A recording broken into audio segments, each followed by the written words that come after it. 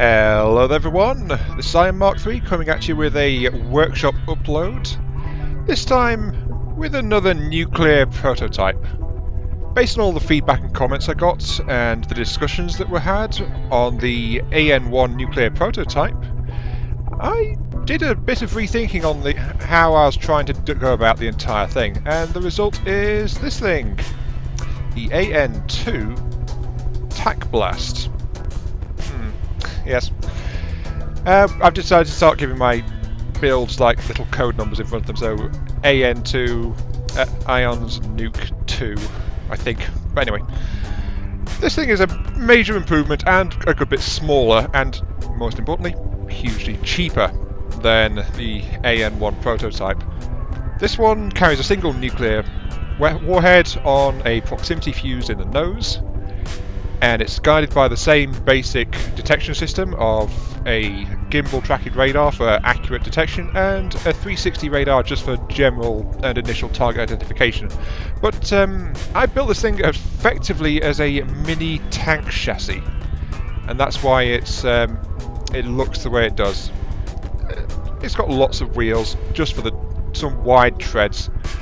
And then the entire thing has got a bit of metal hull, a bit of wood hull, so it's not that durable, but it's cheap, it's cheerful, it'll share sunshine and goodness to anyone who decides they would rather, you know, be on the other team. Yeah. It handles really well. It follows on another set of comments here, which is rather than using jet and PID stabilizers, underneath it's got a pair of heli blades acting as its ground force. They are powered excuse me, they are powered and strong enough to just pin the entire craft down.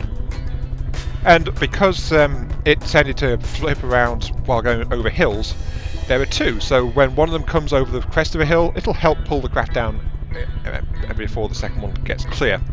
Also nestled firmly in the middle is a single fuel tank, which is all the fuel this vehicle carries, because quite frankly it doesn't really need much. Let's go into this here. The power plant for this craft is situated on the back here. It's a single fuel engine, single cylinder, and it's fitted with a carburetor and fuel injector, so that thing, it has a total of 300 power available to it, some of which is going into the rotors to keep it down. That's constant, but it also uses them for its tank treads and for the jets, which gives this thing a speed of usually about 45 meters per second to 50 meters per second for getting close to its target. But let's set this thing in motion, shall we? Let's anchor my view first. Yes. Rolling into formation on my way. And off it goes.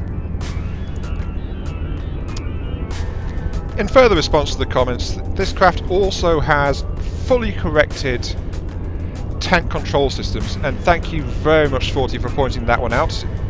I know that you remembered that right off the bat, but it proved to be exactly what was needed. I wasn't even trying to do ACB controls before, but now I have. This thing is fully custom controller configured. As you can see, it's bouncing up a little bit, but then the rotors pull it back down every time.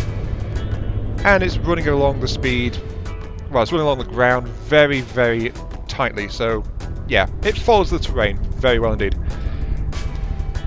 If I go under the hull here, then here's all the ACBs, all 7 of them.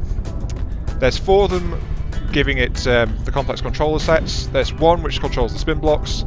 There's 1 which is the proximity detonator for the nuclear warhead, which you can see nestled in the nose right there. And then there's 1 right here which ensures that the thing switches to combat mode as soon as an enemy is within range. So as soon as it gets into a fight, this thing will automatically switch over and go herring off to try and blow things up. It's quite easy to remove that though. Also of note is there's actually a little bit of spare payload space, as you can see just along the sides here in the tracks, which I've not filled in, so there is space to further modify this particular suicide tank. Also, it doesn't park well on hills because of the dedicated spinners, but it's okay. Apart from that little flaw, it's okay. But yeah, it's got the space. You can fit extra nukes into it, you can fit shields projectors into it, you can fit all sorts of things into it, depending on how much you want to actually spend on a... Ow! that's new. Right, I see. Yep, this is a demonstration of a working vehicle, ladies and gents. A working vehicle. Yes. Jeez. It just went and blew itself up. A little bit too eager there, I think. Probably because it hit a bump which it just couldn't cope with. Anyway. Yeah. That was not new. That was. This is a slight flaw of the design. If you spawn it too high up, the rotors and the jets trigger, and then it nosedives into the dirt. So you don't want to spawn this thing too high, because then it just blows itself up in a fireworks display and is, yeah. I suspect it's something to do with because it's got the rotors always on and because it's got the jets as well, but it can't correct its pitch. It doesn't have PID correction or the jets to do so, so just be aware, steep hills can cause a slight issue. But even so, it is still quite a nice little vehicle. Yes. Now, for demonstration purposes, please get back over here. Little Tac Blast, there we go. In general, hills are no problem at all. It's just that sometimes it might encounter something which is a little bit too much for it. As you can see, it doesn't care about this at all. Yes, on my way. But that said, I must say thank you to you guys for all the feedback and stuff that you gave me on the first prototype, because you taught me quite a bit, and you also reined in my enthusiasm a bit as well. I was going a bit PID jet stabilization crazy, and getting into it a bit too much, and so yeah, it was actually going a bit too far on something that works well enough, but can be taken to extremes and raise the cost and power demands of things substantially. I'm a lot happier with this tiny little tank here. Maybe I'll actually build a combat tank out of it. The chassis is actually pretty decent. It's very fast, very manoeuvrable, but it's not very tough at all. Yes. There's a thought. On my way. It would make a nice little tank, I think. Oops. And off it goes over the hills and far away. But yeah, anyway. This has been Iron Mark III, bring you a look at a Tac Blast, the AN2 Tac Blast. It is a nuclear suicide bombing vehicle, and it just charges in at whatever the biggest target it can see is and tries to blow big holes in it. And it's fairly good at it as well. It's just yeah. Oh yeah, I almost forgot the price point as well, didn't I? The price point for this thing is actually pretty reasonable as well. 1,221 resources to build it in its current state. I could probably shave it down to about 1,200 if I reshaped the side hulls a little bit, but I'm happy with it as it is.